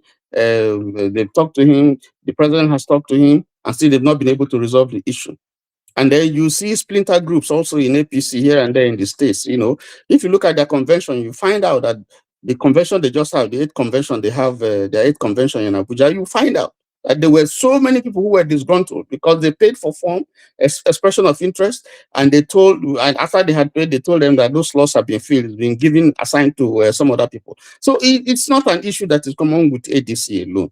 APC has more, and you see some of them now are gravitating towards ADC. But the point I'm trying to make is that because APC saw a loophole, particularly with the movement of Kwankwaso and the Kwankwasia, and some top knots into ADC, the increasing number of people who were leaving APC and leaving other parties and going to APC saw that this was a threat. And so they have to look for ways and means to ensure that they totally decimate or decapitate the leadership of ADC. That's what's happening. So they are using Abejide. If you check the video, you see Abejide is supporting Bala Gombe. Bala Gombe has had no problems, issues with the party all through. Why is it suddenly now that this whole thing, is becoming an issue? Why is it becoming an issue right now? And they have talked to him, they have called him, elders of the party have called him to talk to him. He won't listen. And so for some others who are calling him, he was running away. Because this is an orchestrated attempt by APC to totally, they see a very threat that if you have a free and fair election, they are going to lose totally. Almost the whole of the North, they are losing. So, and they are not sure they're going to get, even the Southeast, forget about what Umahi and Co are saying. You're not sure it's going to get enough votes that will make him win in the Southeast and Lagos and Abuja. So APC has a serious problem, and the only way to try to solve this is to see how it can totally remove ADC, from participating in the election. That's what is happening. That's the issue. Forget about all this Bala Gombe thing, and so it just used to veil the actual problem, which is the APC. If they deal with the APC, and I'm happy that they are protesting, and they have a plan B. This is not just if APC is having sleepless nights. They have a plan B.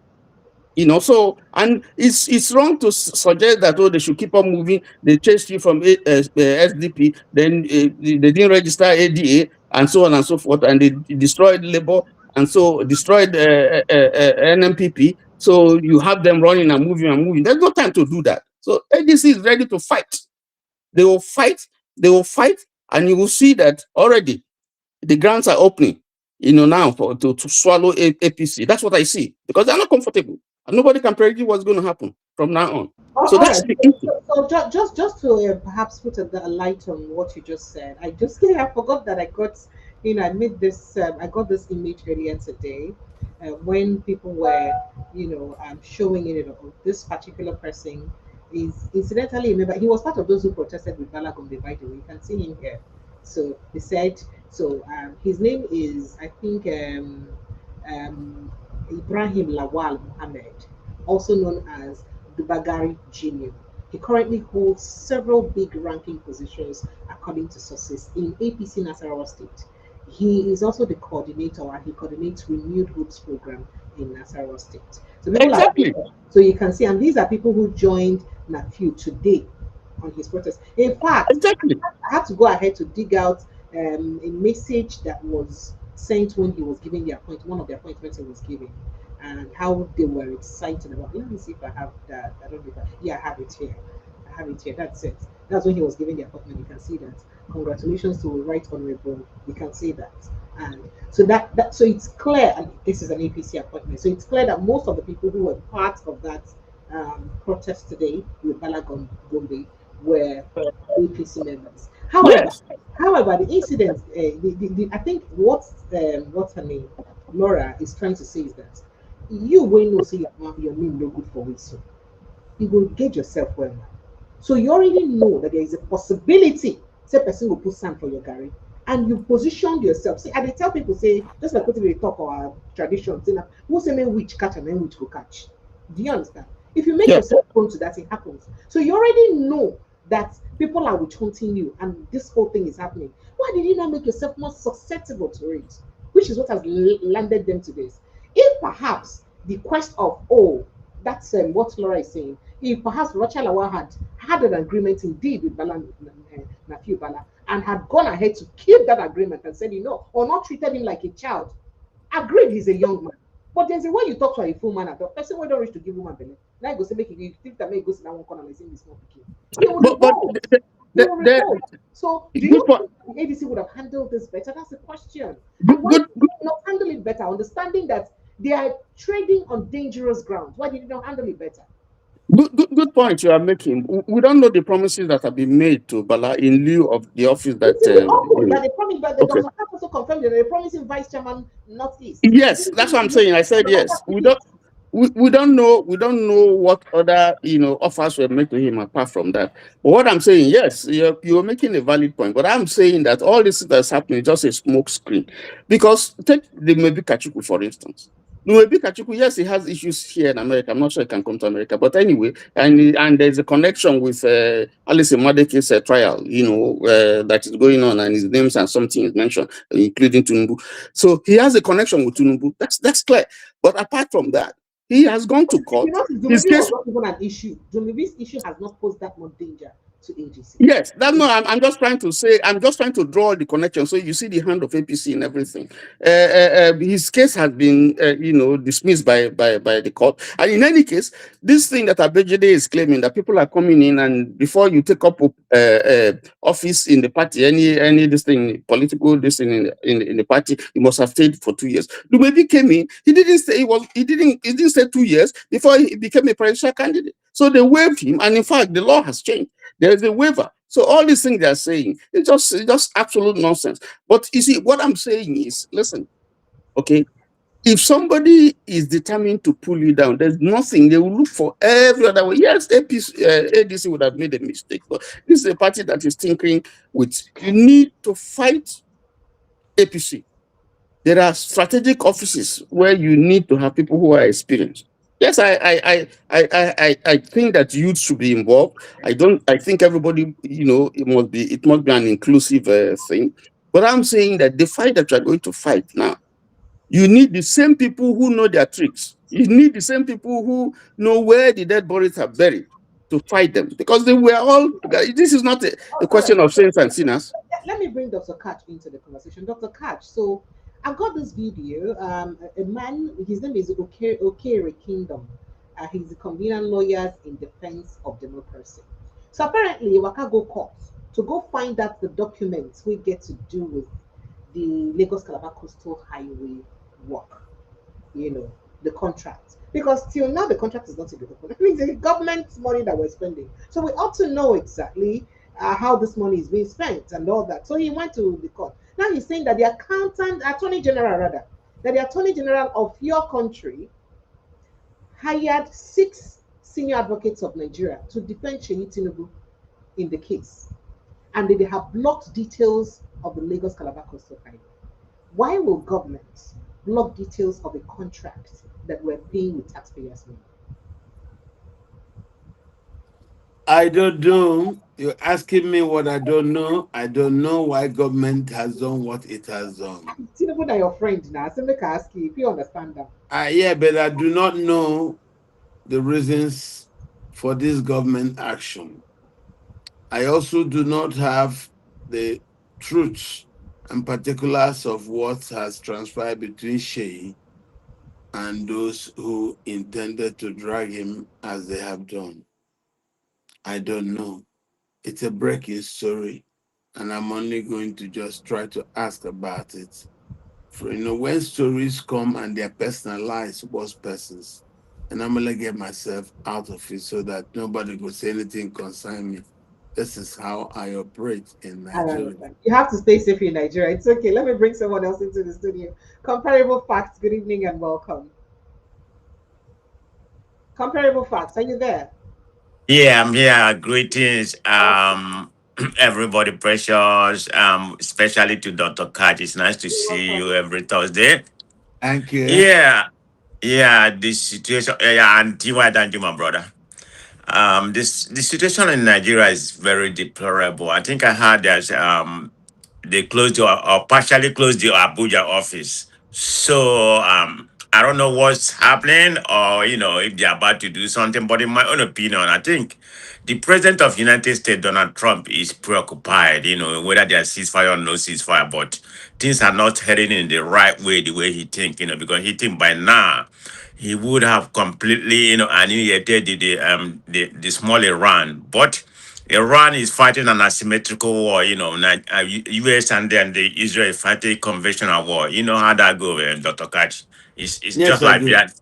it's just like Vietnam. So that will never end where the way the USA think. But how we done? But anyway, my question is: it why did they close the office in Abuja and the trade? Is it because of what have already been happening? I mean, this killing has already been happening.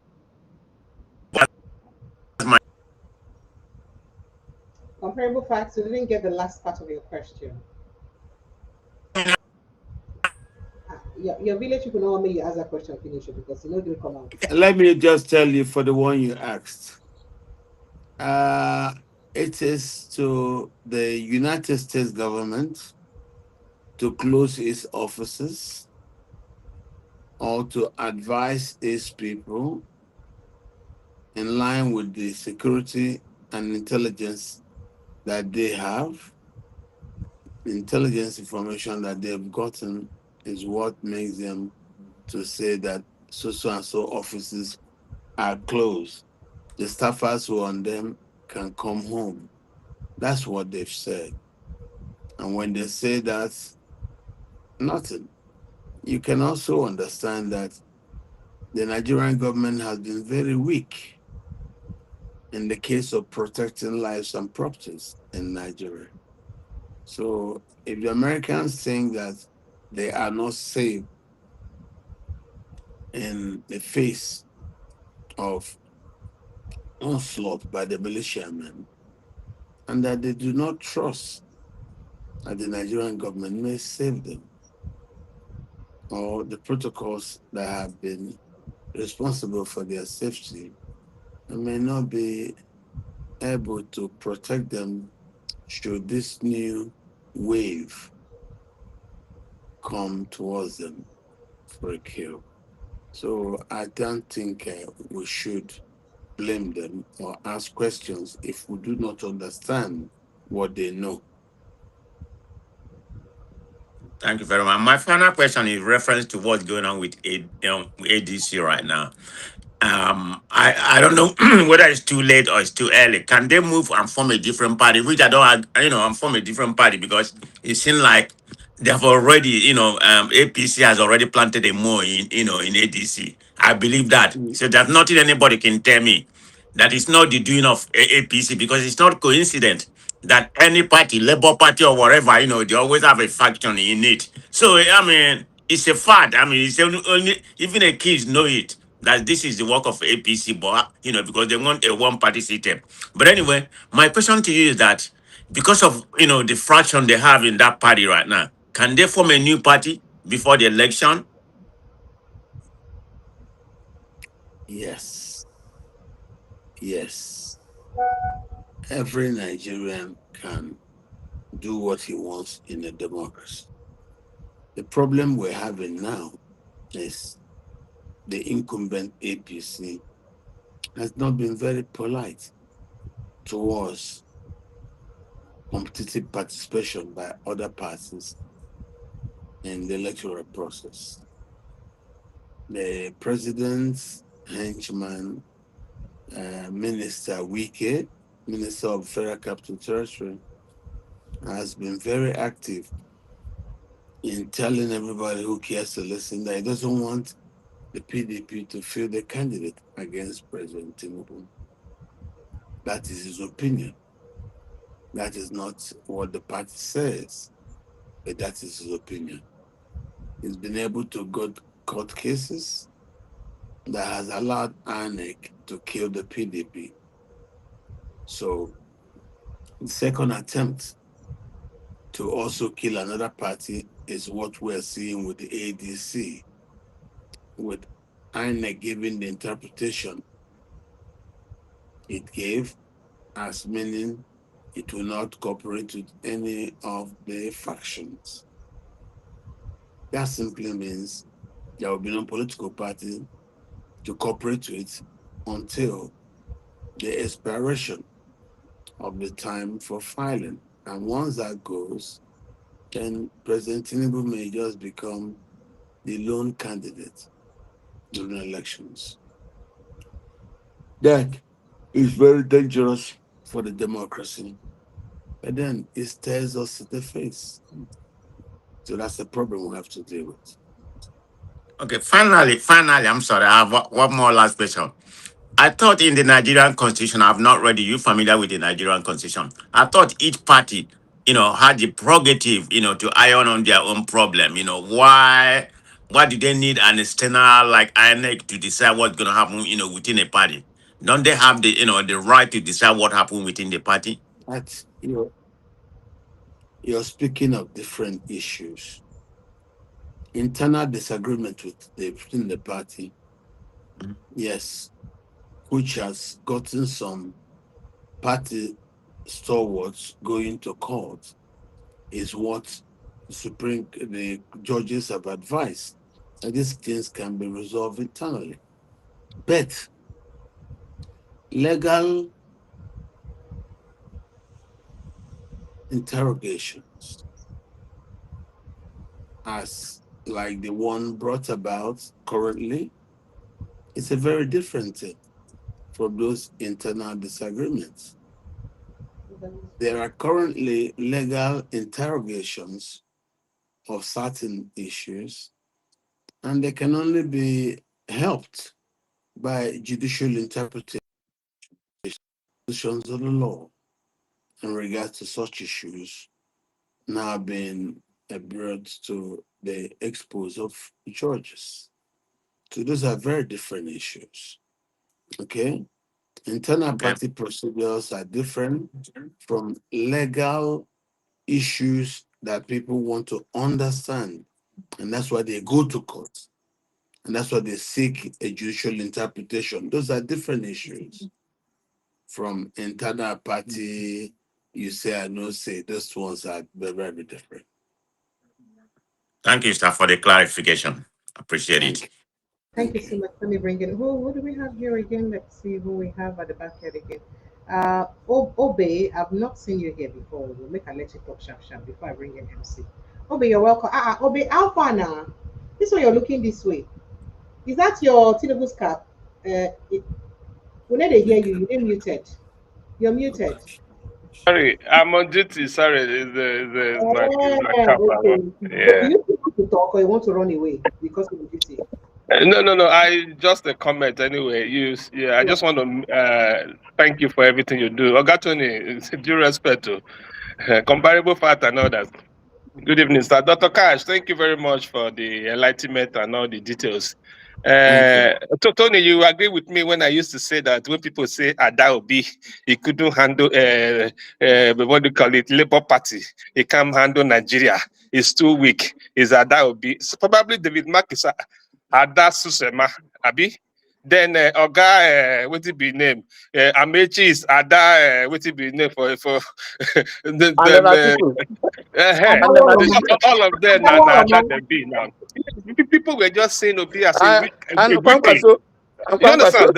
That was why they came infiltrated into Labour Party. He couldn't hold it. He couldn't do rally. He couldn't call people out to the street. I just look at them and I laughed. A party where you have a conglomerate of people like that, then we can be talking about this. You could see the intention of these people to destroy that country. If this thing they are doing now, and if they had done it to APC, APC would not stand. If the Jonathan people were doing this thing that they were doing now, there's no party that will stand it because there are always people a mole you can always call in to do these things. Even if they go to a new party tomorrow, according to comparable fact, the same thing will play out. There will always be a mole inside. So they want to destroy the system. He wants all of them to be fighting in court But at the end of the day. having a mole inside does that not speak to the depth of desperation and corruption in our country? Because It's not why even a mole.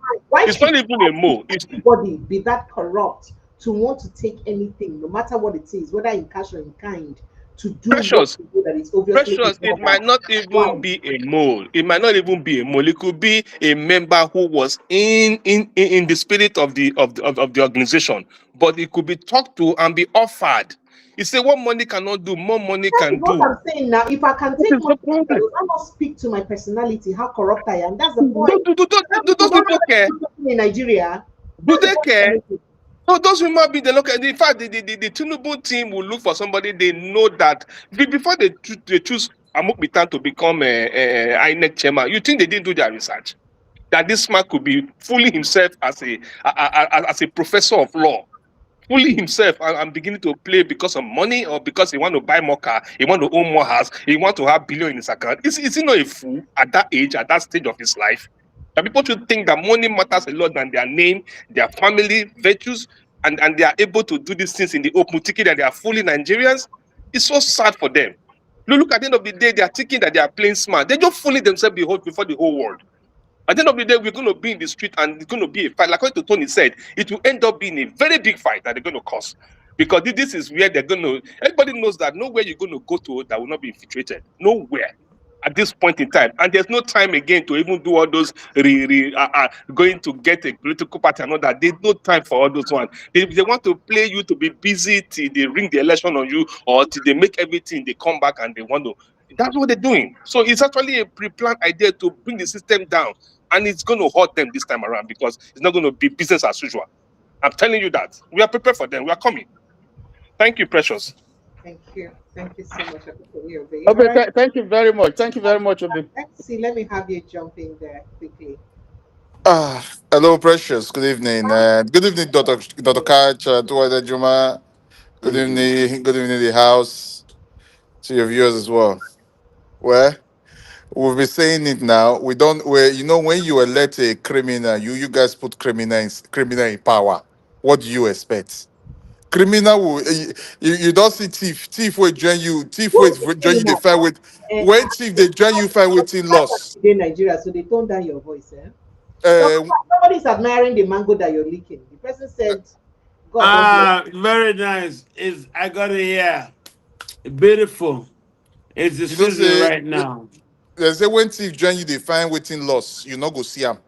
So now go they dance around the whole house. You keep you don't go like see them. So now be waiting with the experience now for Nigeria. So now carry criminal proof for there.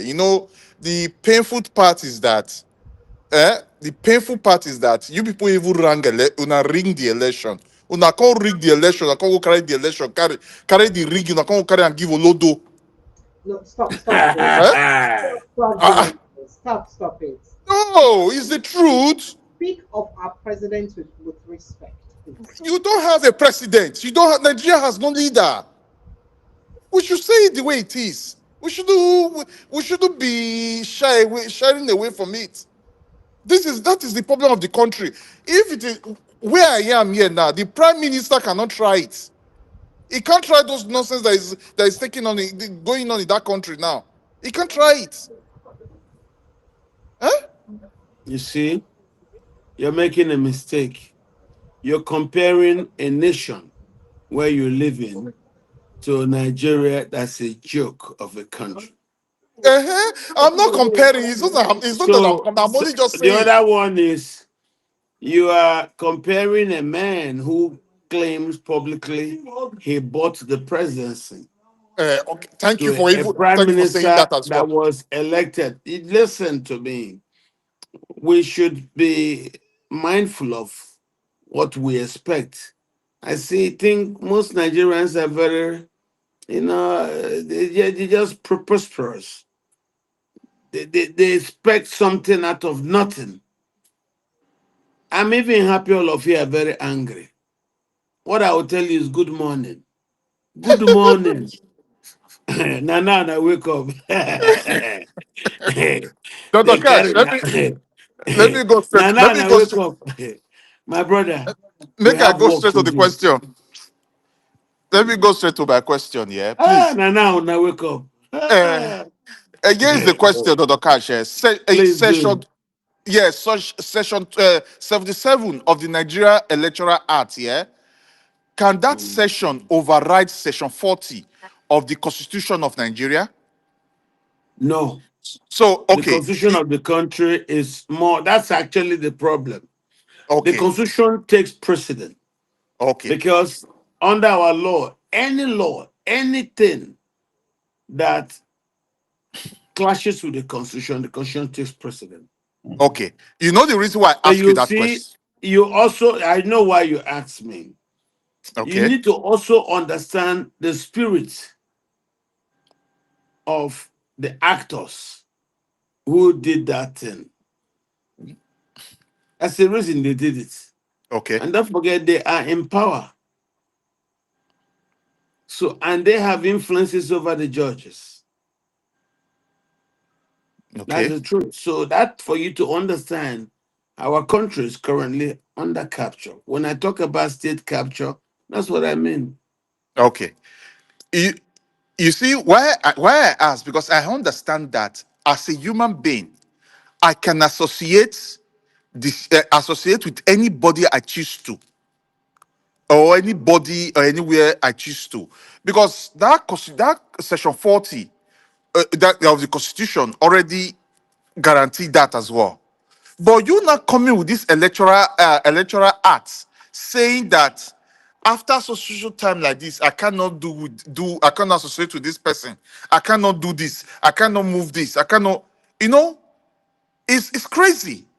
Because if the judges, the courts that has this constitution on their table in front of them see this and they still allow this criminal act, this electoral criminal act to go through, then there's a problem. Then those judges, they need to ask them a question. My brother MC, the courts and INEC are the problems. Forget about the executive. They can mess up. But if you have an INEC that will be independent, in fact, they should change that name because it shouldn't be INEC. Maybe go back to FEDECO. If you have an INEC that is independent and you have a court, a judiciary that dispenses, that is truly the temple of justice. For instance, look at what INEC did. INEC, if you know the story of Solomon, when he adjudicated over two women who had a dispute over a child. This one said, "Not my picking," this one said, "Not my picking." Solomon said, "Okay, give me a sword. I'll cut the child into two. You take one part, you take one part." And one said yes, the other one said no, give the child. What INEC did, first of all, was to split the child into two and give one to Balagombe and then give the other one to this thing, which is silly. And then secondly, INEC itself is a defense. If you check the ex parte motion, this thing that Bala and his group, the writ of summons, INEC was a defendant in that case. So INEC is a party to this imbroglio that you have. Now, he cannot be a judge in his own case. He just can't. So you see that INEC, instead of going, if for any reason, he was confused as to what a status quo antebellum means, he can approach the court, but he has caused this whole mess. And you listen to all kinds of sounds, and lawyers say that INEC did the wrong thing because there are two status quo that you had. One, a priori, that was when Raf Mosu was chairman, and then the other one a posteriori was when David Mark became. So even if you don't recognize, for instance, you don't recognize David Mark, then you recognize Mosu. So there's no lacuna. There was no time at all where there was an interregnum where the ADC didn't have leadership.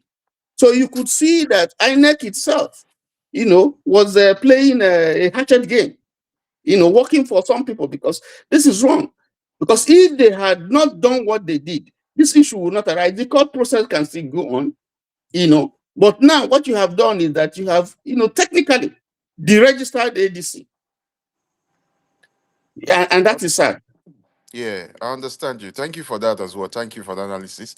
And again, So, Dr. Katch, yeah. thinking about this, Yeah. the registration of ADC that everybody has been mentioning now. If ADC goes ahead to conduct their convention, I'm not going to don't talk, say, Waiting happened to Zamfara State could happen to them. So that's again the question people are asking. People are confused. So ADC is mounting pressure that they will continue with what they're doing. But what's the implication if they continue with what they do? I had a legal luminary say that the cases are not the same thing, that the man is just being No, they're not the mischievous. same thing because the Zamfara issue was about primaries. Yes. This is not So about. so why is he making I mean, this is the son. Why is he talking like this? Okay, just a quick one, Dr. Cash, please. Just a quick on that Yeah. one again. I know you're very good in history, yeah, with history. Yeah. Regarding this slave trade, like what we're talking about, kidnappings and all that. The people who started it, I believe, is the Fulani, the Arab Spring or whatever, that normally comes to the Africa. Then kidnap Africans, the African men and all that. They will even castrate them. I don't know if you know anything about that as well, because I read that in some article. I read some article regarding that as well. No, you're talking, there were different periods Okay. of slave trading. Yeah. There was the slave trading by Europeans, and there was the Arab slave trading. We had three different periods of crisis. We had the Roman period, and then after that, we had the period with the Portuguese and other Europeans, and then we had the Arab slave trade. So they Okay. all occurred in their time. The time when the Fulanese got strong here was during the Ottoman period. Oh, okay. So the Ottomans were defeated in 1914 during the First World War. And that was how those powers fell. And all the places where the Muslims had power, they lost all over the Middle East. The West took over, installed all those family owned kingdoms. But at that time, Persia now transformed itself, called itself Aryan, which you call Iran, just to show that they are part of the Aryan civilization that have just defeated the Ottomans. And that's how it changed its name from Persia to Iran.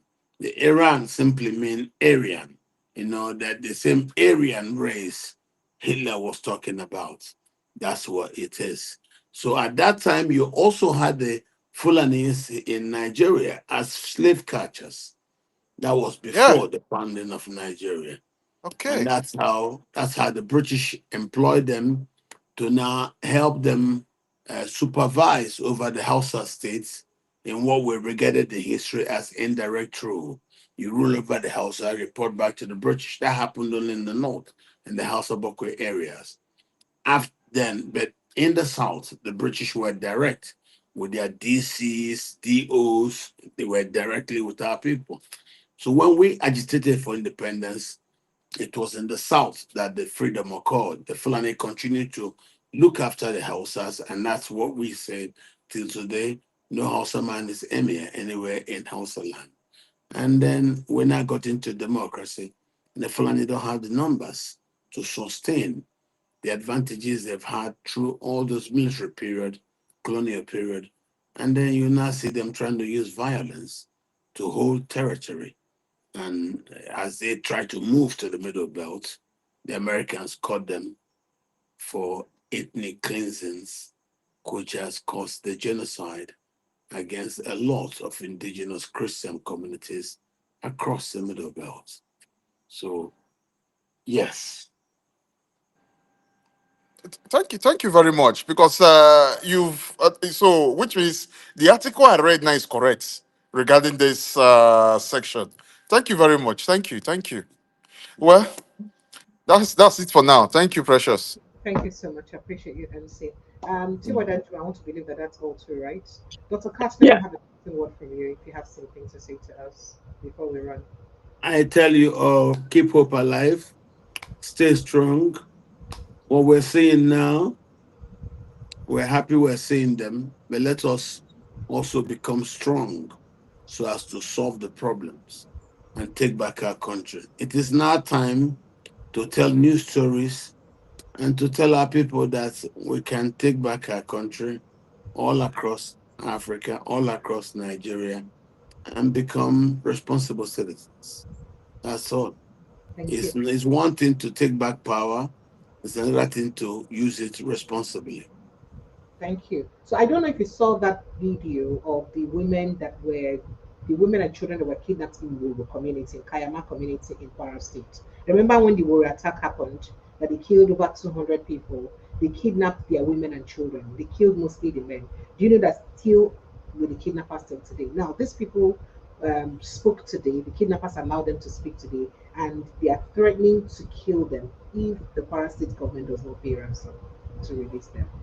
This is not stopping. Those things will continue until the Nigerian government takes human life seriously. It's very easy. If they want to track these people, they track them and catch them. But if they don't want, they just pay money or make noise. The Nigerian government is not yet very serious Hell, about protecting lives and property. That's the best I can tell you. hell. Thank you so much, Dr. Katch. Nigerians, please kindly like, share this video, like and share. Dr. Katch, thank you so much. Let's do this again next week, Thursday. Thank you for Thank you allowing very this much. media subversive to educate people. Thank you for having me. Thank you, sir. It's always a pleasure to have you. Good night and God bless you. Good night. Nigerians, that's the size of our package today. I'd like to say a big thank you to everyone who's been part of the show. You know, it's always a pleasure to be with you guys and to bring you conversation around our country. And we just hope, say, one day, all those things we only pray for, God will hear our prayer and everything we can pray for inside our country. But at the meantime, remember that as you worry about the country, protect your mental health. It is very important because you have to be alive when the country will be fixed.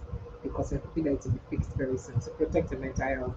As I speak to you, I try to speak to myself too because I understand that it could be very overwhelming sometimes. So if you've not liked this video, please kindly go ahead to like, share, subscribe to this platform. You want to make a buy your wine? Oh yeah, a bottle of wine for you if you subscribe. Oh yeah, subscribe now. Subscribe, like, and share this post so that as many people as possible will be seeing what we're doing here. I love you guys and I appreciate you big time. For now, good night and God bless you. See you tomorrow evening. Thank you.